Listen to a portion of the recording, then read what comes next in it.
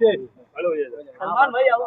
जी sir, आज आपने यहाँ दौरा किया, उसका क्या मकसद है? आज इस वक्त हम लोग मौसम नदी पर हैं। महल्ला बागे महमूद में रहने वाले लोगों की बहुत देरीना और शदीद चाहत ये थी कि यहाँ पर ऐसा पुल बना करके दिया जाए कि बारिश के दिनों में आने जाने में हमको कोई दिक्कत न रहे। नुमानी पुल के नाम से जो नदी के ऊपर रास्ता बनाया गया, बारिश के दिनों में उस पर उससे गुजर करके जाना मुमकिन नहीं था। लोगों को अल्लामा इकबाल पुल से गुजर करके जाना पड़ता था।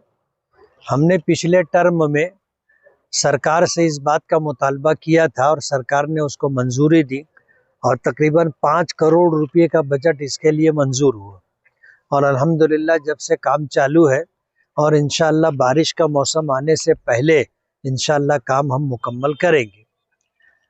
बजट आने में दिक्कत है। अभी मुझे बताया गया कि 5 करोड़ रुपए का एस्टिमेट है, तकरीबन 2.5 करोड़ रुपए का काम हो चुका है, लेकिन सरकार की तरफ से अभी तक सिर्फ 80 लाख रुपया ही आया है। लेकिन ठेकेदार की तरफ से हमें इत्मीनान है और बजट 80 लाख आने के बावजूद भी वो काम कर रहे हैं। काम रोक दिया ऐसा नहीं है। ये कोई ऐसे अरे गहरे और टप्पू ठेकेदार नहीं है कि पैसा आएगा तो करेंगे, नहीं आएगा तो नहीं करेंगे। मजबूत ठेकेदार हैं, बड़ा बड़ा काम लेते हैं और करते हैं। उस हिसाब से नुमानी पुल का ये काम आधा तो तकरीबन 5 छठा जो है जो पिलर है उसकी पुडिंग हो चुकी है। उसके बाद एक मशरिकी सिमत में, एक मगरिबी सिमत में 2 पिलर और आएंगे और उसके बाद ऊपर स्लैब वगैरह का काम होगा। अल्लाह का बहुत बड़ा एहसान है, काम चल रहा है और इस सिलसिले में जो भी दुश्वारियां और दिक्कतें हैं, चाहे वो मालेगांव कारपोरेशन से रिलेटेड हो, चाहे फिर वो जो है मंत्रालय से हो, इंशाअल्लाह दोनों जगह फॉलो अप लेंगे और काम जल्दी से जल्दी पूरा हो इसकी कोशिश करेंगे। आप कांग्रेस के सदस्य हर्षवर्धन सपकाल साहब ने जो है एक बयान दिया है, शिवाजी और टीपू सुल्तान दोनों बराबर हैं। उसके बाद जो है जो हमारे सीएम है उन्होंने इसका विरोध किया और मुकामी तौर पर जो हमारे जो मेयर है उनके ऑफिस में भी एक बैनर फोटो लगाया गया, वो निकाल लिया गया। ये पूरा सिनेरियो आपको किस तरह दिखता है? आज की जो सूरत हाल है सियासी तौर पर बहुत अजीब व गरीब है। लोग पब्लिक के हित में काम करने के बजाय, विकास और तामीर के नाम पर काम करने के बजाय आज झूठी शोहरत के लिए, झूठी इज्जत के लिए इस तरह के हथकंडे इस्तेमाल करते हैं। शिवाजी महाराज और टीपू सुल्तान रहमतुल्लाह अलैह, इन लोगों को गए हुए ज़माना गुजर गया और आज जो है उनको ले करके सियासत करने की ज़रूरत नहीं है।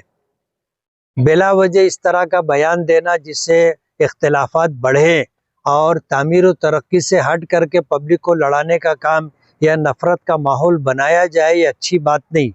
और मालेगांव में जहाँ तक डिप्टी मेयर शान हिंद साहिबा ने अपनी ऑफिस के अंदर जो है टीपू सुल्तान का जो फोटो लगाया था, होना ये चाहिए था कि आम तौर पर जो चलन है उसी चलन पर चलते, लेकिन सिर्फ टीपू सुल्तान का फोटो लगाना ये झूठी शोहरत हासिल करने का एक जरिया है कि टीपू सुल्तान का फोटो लगाएंगे तो जो टीपू सुल्तान को ना मानने वाले लोग हैं या जो लोग फिरका परस्ती करते हैं वो लोग इसको मुद्दा बनाएंगे, चर्चा होगा, शोहरत होगी।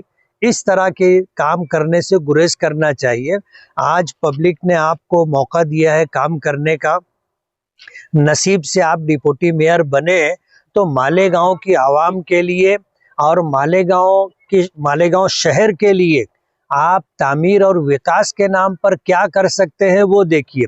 पूरे शहर के अंदर आप देखिए कचरों का ढेर लगा हुआ है, गटर से कचरा निकालना, कचरा उठाना, उसके अलावा जो मूलभूत सुविधाएं हैं, बुनियादी ज़रूरतें हैं, उस पर बहुत सारा काम करने की ज़रूरत है। कारपोरेशन में आप पहुंचे हो, आपकी जिम्मेदारी है वो काम करके देना चाहिए ताकि लोगों की बुनियादी ज़रूरतें पूरी हो।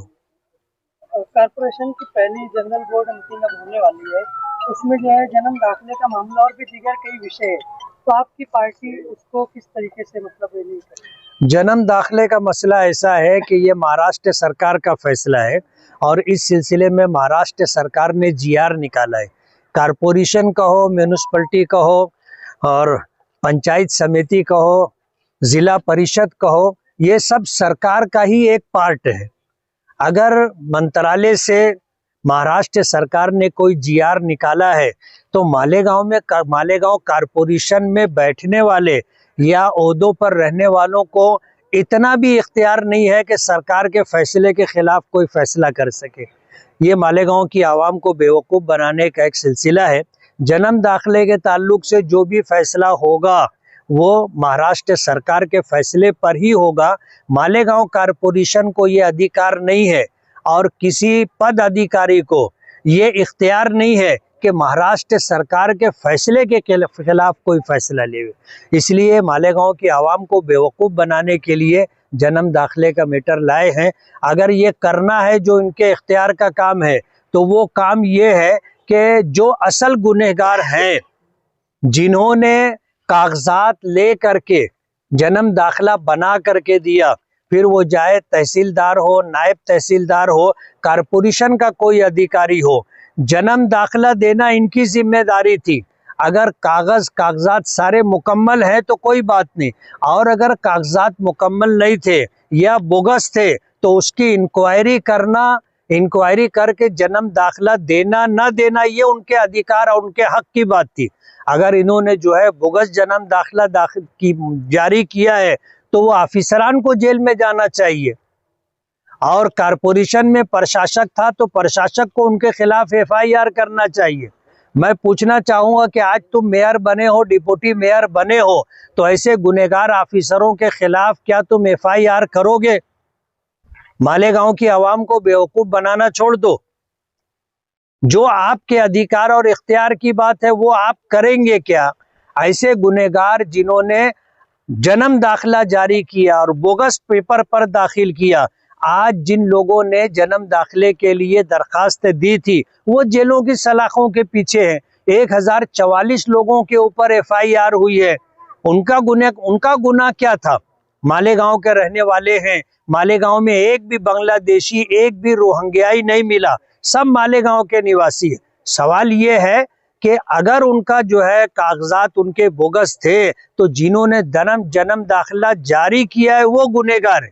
उन ऑफिसरों के खिलाफ एफआईआर करना हमारी ऐसी डिमांड है।